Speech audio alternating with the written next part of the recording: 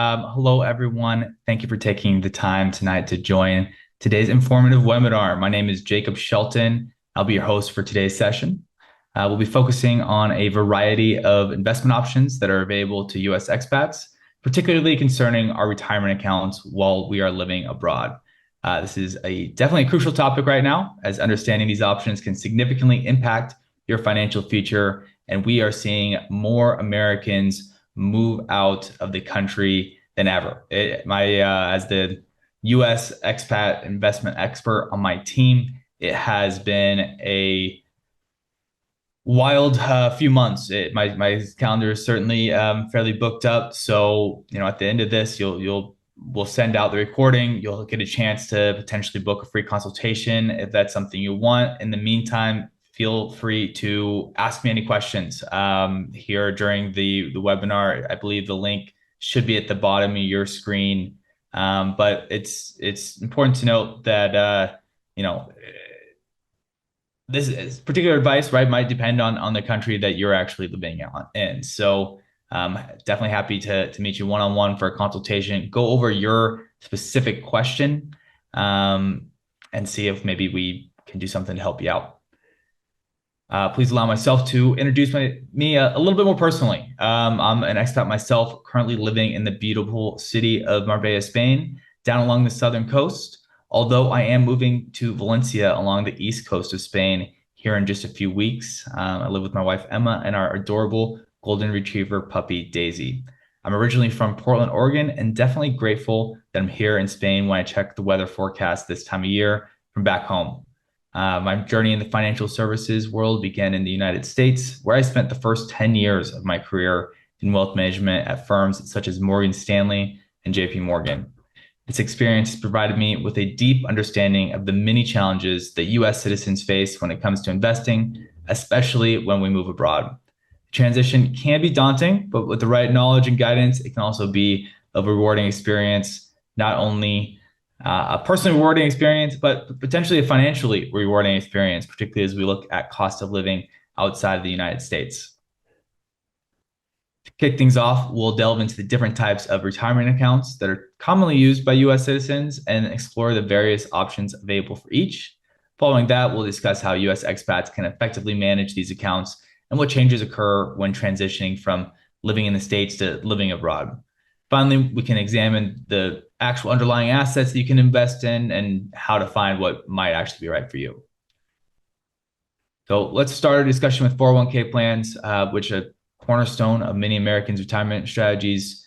These employer-sponsored plans offer significant tax advantages that can greatly benefit your long-term savings. When you contribute to a traditional 401k, you're using pre-tax dollars, which effectively lowers your taxable income for the year. This means your money can grow tax-deferred until you decide to withdraw it during retirement, allowing for potentially greater accumulation over time. For expats, it's crucial to understand how your 401k fits into your international lifestyle. If you're still employed with a U.S. company, you may still have the opportunity to continue contributing to your 401k plan. However, if you've left your American job for a different position, as many expats do, you still have several viable options to consider. One is you can leave your money in the old plan, if that's permitted by the plan provider, which is typically the case for these employer-sponsored retirement plans since they use the employer's address as opposed to your own personal address. Two, you may roll it over into an IRA at a cross-border compliant institution, which can provide you with more flexibility and investment choices. Or three, you can transfer the funds to your new employer's plan if your new employer is US-based and has a plan available that does allow for foreign addresses. Now, each of those options comes with its own set of pros and cons, especially for expats. For instance, rolling over into an IRA might give you a broader range of investment choices, but it is essential to work with a provider who understands the unique issues actually faced by expats. This includes ensuring that the correct tax reporting documents are prepared for both the United States and your new home country. With retirement account rollovers for expats, timing is absolutely crucial. Remember, you're only allowed one rollover per account type in a 12-month period. Otherwise, there can be additional penalties and taxes. Remember, the IRA views a 401k distribution as taxable income, even if you're living abroad. This means that any funds you withdraw from your 401k will at minimum be subject to US taxes, which can be a surprise for many expats, although you may pay taxes in your country of residence first and get the amount credited back if there is a dual taxation agreement in place. Therefore, doing these distributions correctly in a timely manner can save you considerable taxes, allowing you to retain more of your hard-earned money for your retirement. It's essential that you consider some of these various factors that can significantly impact your financial outcomes, such as currency exchange rates and your current versus future tax bracket. These elements can have a profound impact on the amount you actually receive net from your retirement accounts. Some countries, it might not necessarily matter quite as much. In France, for example, with the dual taxation agreement they have in place, you're just taxed in the United States and you don't have taxes from those distributions in France. And so there's really some cross tax credits that go on in place. Moving on to individual retirement accounts, commonly referred to as IRAs, there are two main types of IRAs that everyone should be aware of: traditional and Roth IRAs. Traditional IRAs operate in a manner that is very similar to 401ks. Contributions made to the traditional IRA are often tax deductible, which can provide immediate tax relief. The growth of your investments within the account is tax deferred until you make withdrawals, at which point the funds are treated as taxable income. That means that you'll owe taxes on the amount you withdraw during retirement, which can be obviously a significant consideration for your long-term financial planning. On the other hand, Roth IRAs funded with after-tax dollars, and while you don't necessarily receive an immediate tax break when you contribute to a Roth, the money you invest still grows tax-free, and qualified withdrawals in retirement are also tax-free. This can be particularly advantageous who may find themselves in a higher tax bracket upon returning to the US, or who anticipate higher taxes in the future. For both types of accounts, the contribution limit is $7,000 a year here in 2025 if you're under the age of 50, and $8,000 a year if you're 50 or older, which those contribution limits actually didn't change from 2024. But it's important to note that the eligibility for making contributions and the ability to deduct those contributions from your taxable income depend on a few different factors, which include your income level and whether you're covered by a workplace retirement plan, as well as whether the country you reside in recognizes the deductible contributions against your taxable income. And most don't for US-based retirement plans. As an expat, there are additional tax implications that you have to consider when it comes to IRAs. The foreign earned income exclusion can complicate your ability to actually make IRA contributions. If you choose to exclude all of your foreign income under the FEIE, you may find yourself ineligible to contribute to an IRA for that particular tax year. However, if you have US source income or foreign income that exceeds the FEIE limit, you still may be able to contribute to an IRA. This option might make sense depending on the country in which you reside and their respective income tax rates. For instance, if you live in a country with lower tax rates and still have remaining taxes to pay on your income in the US, then contributing to an IRA could be a beneficial strategy for you. Conversely, if you're residing in a high tax country and typically don't have to pay any income taxes to the US, then making contributions to an IRA may not necessarily be the most advantageous choice. For business owners of a US-based company, establishing a SEP IRA can be an excellent way to lower your taxable business income while simultaneously saving for your future retirement. This type of account allows for higher contribution limits compared to traditional IRAs, which can be particularly beneficial for self-employed individuals or small business owners. I do work with a few cross-border US expat tax advisors that can give extremely specific advice regarding some of those decisions. So please feel free to reach out and I can make an introduction.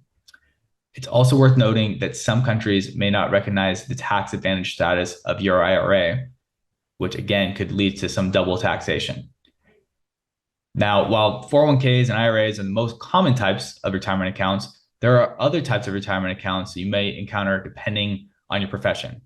403b plans, typically offered by public schools and nonprofit organizations, 457 plans, typically utilized by state and local government employees, and thrift saving plans designed for federal employees and uniformed services. So each of those accounts have its own unique features and benefits, as well as the taxation in your country of residence. For example, here in Spain, TSP plans, the actual income that you receive from those aren't taxed. And so certainly something to keep in mind, and that's the same with 457 plans. Now, if you decide to roll those over into IRAs, all of a sudden, now all the income that you withdraw from those are taxed. So it's really important to understand each one of those accounts if that's something that you do have, and maybe you don't necessarily want to commingle those types of funds.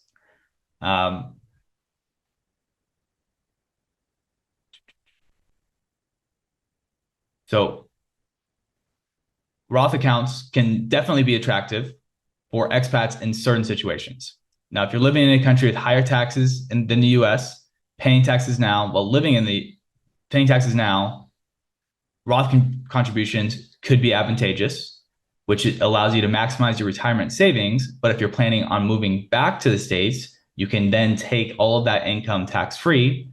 But it can also be useful in estate planning, where if you actually want to wait and all those Roth funds give to your future descendants, or whoever your beneficiaries are in that account, they don't necessarily have that 10-year timer that a traditional IRA does when they actually inherit those funds in order to take them, which can cause them higher taxable income at the time. Whereas Roth, we can really make sure that they save that for their own future retirement.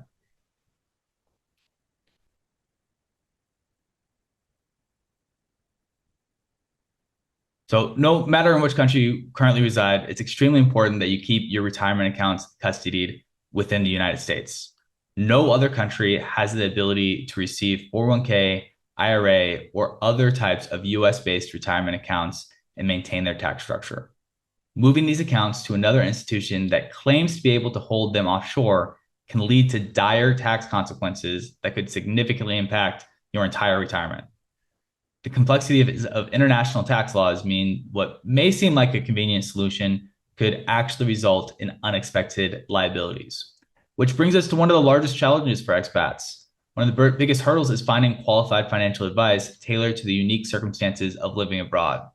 Many US-based advisors are not equipped to handle the complexities of expat finances, and the vast majority are actually prohibited from working with overseas clients due to regulatory constraints.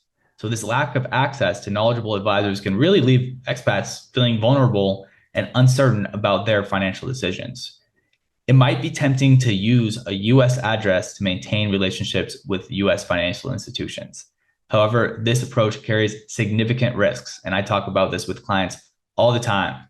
If discovered, it could be seen as fraud, potentially resulting in the forced liquidation of your assets, which could have a devastating outcome. Always be transparent about your residency status with your financial institutions to avoid any complications that could arise from misrepresentation. US financial institutions can actually restrict or freeze if they do find out about you using a domestic address that you're not actually living at, as they do require your primary residence.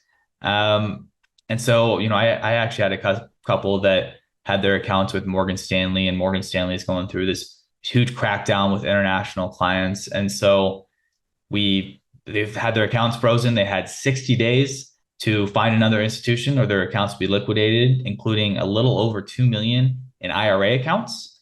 And so you can imagine and they've lived in Spain. So you can imagine taking 2 million worth of income in Spain in a single tax year. And so fortunately, we were able to open up accounts in time, get those assets transferred over. So there wasn't a taxable event, but certainly something to keep in mind. Estate planning also adds another layer of complexity to the financial landscape for expats. US retirement accounts are subject to US estate tax laws, but your overall estate may be subject to estate or inheritance tax laws in your country of residence. And that also depends on the dual taxation agreement and what is actually written there to find out how different countries will treat your US assets themselves. France, for example, again, is going to have extremely strict inheritance tax laws, and factors like a trust don't actually help whatsoever. They end up hurting at the end of the day. So that's certainly important, and beneficiary designations, should be reviewed regularly. Make sure they're up to date and consider the tax implications for your beneficiaries, both from a US perspective and in your own and their own country of residence. So if your beneficiaries are living in a different jurisdiction than the US, then that could also impact the way that they receive some of those assets. Managing your investment portfolio as an expat requires a nuanced approach that takes into account the unique challenges of living abroad. So let's talk a little bit about risk tolerance, which can change when you move abroad due to factors like currency risk, geopolitical considerations, and changes in your financial goals. So to assess your current risk tolerance, you want to consider a few things. One is your time horizon. How long until you actually need to access those funds? Have you thought about when you would want to retire, or are you already retired and need immediate income to fund your lifestyle? That goes right into the next one, which is what are your goals? Are you saving for a specific purpose or just general retirement income? A specific purpose might be a child's education when they grow up and go back to college in the States, or even for a home purchase. So clarifying those goals and that timeline can really lead to a lot of different decisions about the levels of risk that you're willing to take, particularly in today's volatile markets. Where are you comfortable with some of this market volatility that we're seeing? If your portfolio took a 10%, 20% dip over the last month and a half, how do you react? Emotions can often get in the way of investing, causing many nervous investors to sell at the market's bottom, which could be the most detrimental thing for your portfolio. For investors who are aware of this tendency within themselves, it can be significantly more effective to have a portfolio with lower volatility, even if that means sacrificing some future potential gains. That approach actually allows you to maintain a sense of stability and peace of mind, which is crucial for the long-term investment success. It's behavioral finance, which is certainly important on an individual level, something that we can help you out with. If you ever need that type of advice of what to do when we are at market bottom or any type of volatility that we're seeing, particularly when we are in an administration where many expats don't necessarily love all the decisions that are being made in the White House. And how does that impact your own financial future? Currency considerations, speaking of which, can be incredibly important as well. As a US expat, you're likely dealing with multiple currencies, including the US dollar and your local currency in your country of residence.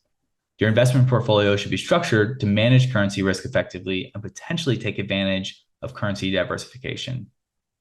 One thing that we want to do is potentially buying a forward contract for different currencies. If you're planning a property purchase, for example, which can allow you to plan for and stabilize the amount of dollars you're going to spend on a property in a foreign country and plan around it with some greater confidence.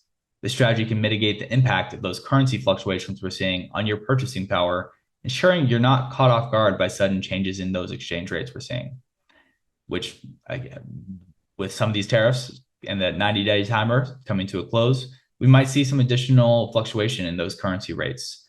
We've already seen, I have a few different clients who've been planning on purchasing properties here in Spain the last month, and their price went up a good 5% of that bottom line pricing.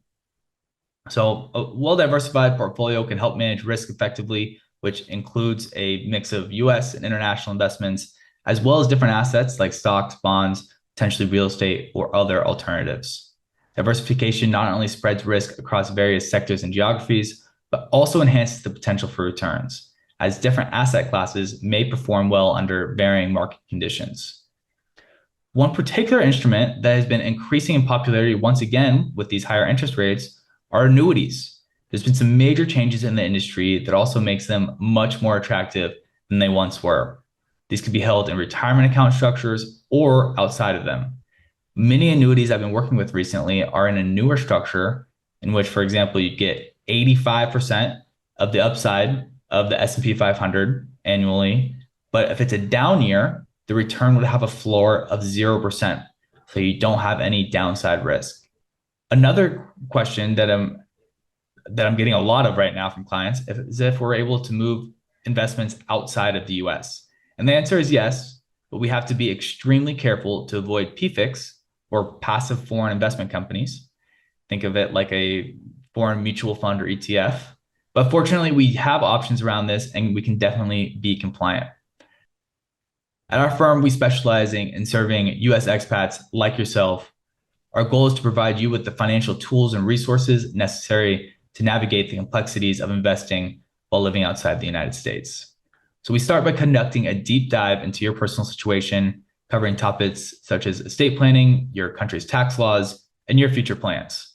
This comprehensive fact-finding process allows us to get a full picture of where you are financially and where you'd like to go. As American citizens, we custody your assets, typically within the US, while ensuring compliance with your country's regulatory bodies. This does lead potentially to a slightly more complex account opening process with potentially additional compliance requirements. Consequently, it can take up to a month to get an account open and assets transferred. If you need to transfer your assets as soon as I'm getting quite a few requests in a hurry to transfer assets, please allow for some time to go through this compliance process, make sure that we can stay in business and that we're taking the right type of clients. One of the other key services we provide is access to US bank accounts while using your international address, which solves one of the major pain points for expats, which I was talking about earlier, of maintaining US financial relationships without resorting to using a US address, which again, mentioned all those complications I mentioned earlier there. But in conclusion, understanding your comfort with market volatility, aligning your investments with your financial goals, and considering currency risks are all essential components of a successful investment strategy for US expats. By working with knowledgeable financial professionals who can understand the unique challenges you face, you can create a robust portfolio that not only meets your current needs, but also positions you for future success. The complexities of investing as an expat may seem daunting. With the right guidance and well-structured plan, you can navigate these challenges and secure your financial future while enjoying your life abroad. We're also fully licensed globally, which includes our operations in the United States. This important licensing means that we can continue to serve you seamlessly, regardless of whether you decide to move back to the US or to relocate to another country. Our global perspective is a significant advantage as it allows us to navigate the complex intersection of US and international financial regulations with ease and expertise. The global licensing also provides you with the ability to continue investing in US-based asset classes, such as ETFs, mutual funds, without interruption. The flexibility is crucial for maintaining a diversified investment portfolio that can adapt to your changing circumstances, as well as the world's changing circumstances as an expat. It's important to note that not every expat situation is the same. Everyone's going to be a little bit unique, whether you're living in a different country, different stage of life, different net worth. What works for one person may not necessarily be the best solution for another individual. That's why we offer personalized advice that is tailored specifically to your circumstances, goals, and the particularities of your country of residence. Personalized approach ensures that you receive the most relevant and effective guidance for your financial journey. Now, I'd like to open up the room for some questions. I'll just stop sharing my screen here. All right, and I did get a couple questions before we started off, so I will go ahead and tackle those first. But again, there should be a Q&A button at the bottom of your screen. Do you help with international property and mortgages? We definitely do. We have a few different countries that we have a greater reach for both properties and mortgages, and I would say that there's a few more countries that we have mortgages in than we have specific properties in, but we have connections everywhere. So certainly happy to introduce you to the right professional if it's going to be outside of Holborn potentially. Well, I did cover this, but are we able to move assets outside of the US? And so, yes, there's going to be a few particular countries that it's best to do that in. Jersey in the UK, it seems to be one of the best places to be able to even not have to sell assets within the US and move those directly over so that we don't trigger any type of tax consequences and hold those there. And so it's been a new term that we call jurisdictional risk, with some of the fears around capital restrictions within the US. Okay, perfect. I think that's covered everyone's questions. Nothing new. Perfect. Well, everyone, Thank you for joining. If you have other specific questions, please feel free to reach out for a free consultation. We're here to provide clarity and support as you navigate your financial options. As an expat, your financial well-being is our priority, and we're committed to helping you achieve your investment goals no matter where you are in the world. So good morning, good afternoon, good night, wherever you are. Have a good one.